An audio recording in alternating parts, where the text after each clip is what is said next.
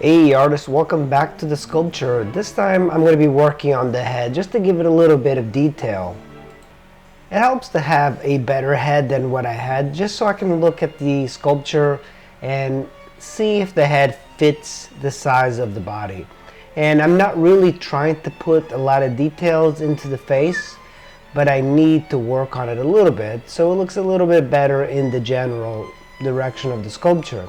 You don't want to neglect the head, just as you don't want to neglect other features of the body. You want to work on everything together. Now, I was looking at sculptures of Caracalla, which is a Roman emperor, and if you look it up, you'll see a little bit what I was going for.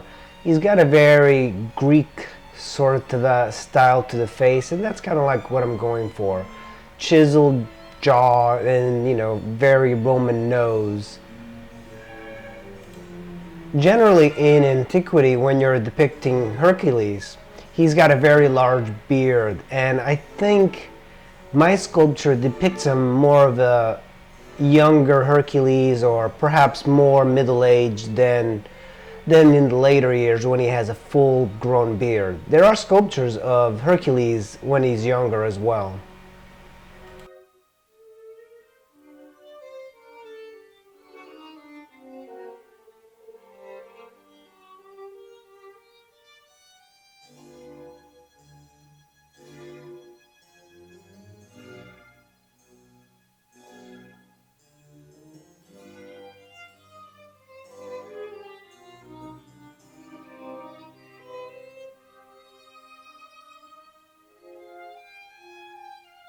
You need to add a very thick zygomatic arch that's going to give him a little bit more masculine sort of feeling, and make sure that you give him a nice large wide jaw. That gives it more of a masculine look.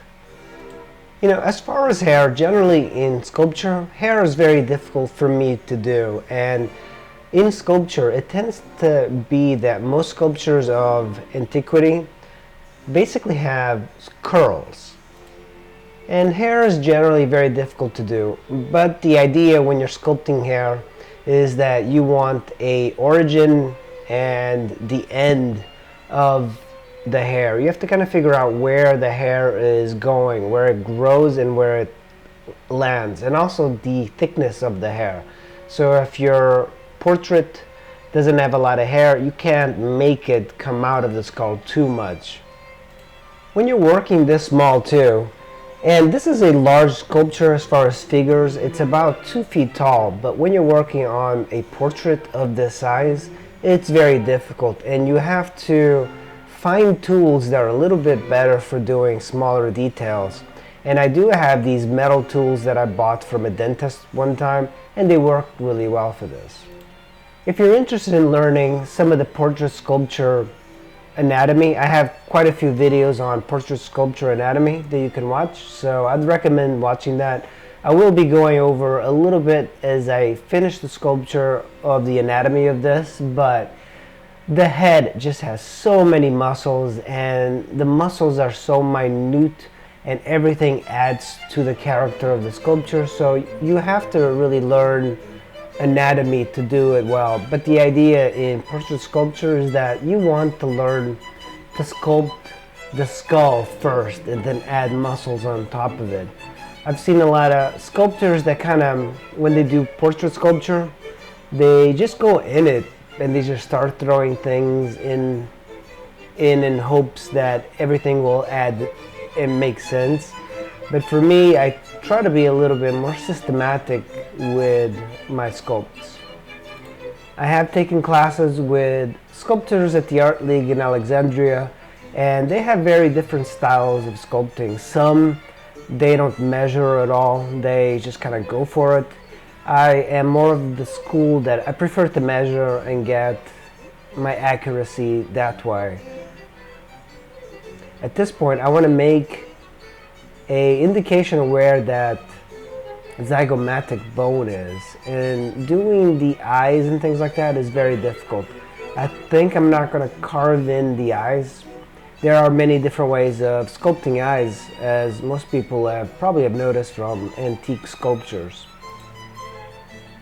Now in this part of the sculpture, I am switching tools, and I'm going to be using a scraping tool to scrape away some of the imperfections of the head. And this is not about creating texture at all. So scrape it away, and I have a hard time telling people that this is not about creating a texture. I'm not really into creating textures. If I do create some textures, I don't do it on purpose, not at this stage anyway.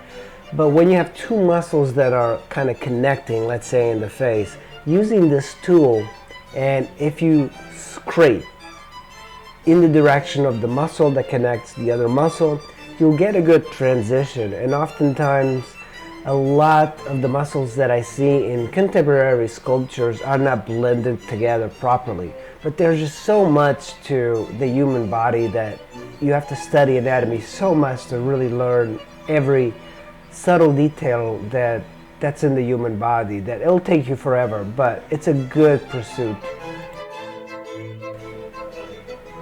I do have a smaller scraper as well for some of the details, and now at this point I use my cloth to kind of blend things together and see how it would look with more of a finish. I actually don't mind this sort of rough finish to the head, but I generally like to use the cloth to smooth things out a little bit, and then I go over it with my other tools again.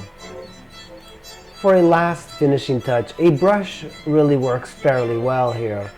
This point you can, and because it's water clay, you can really get some details with the brush removed or added.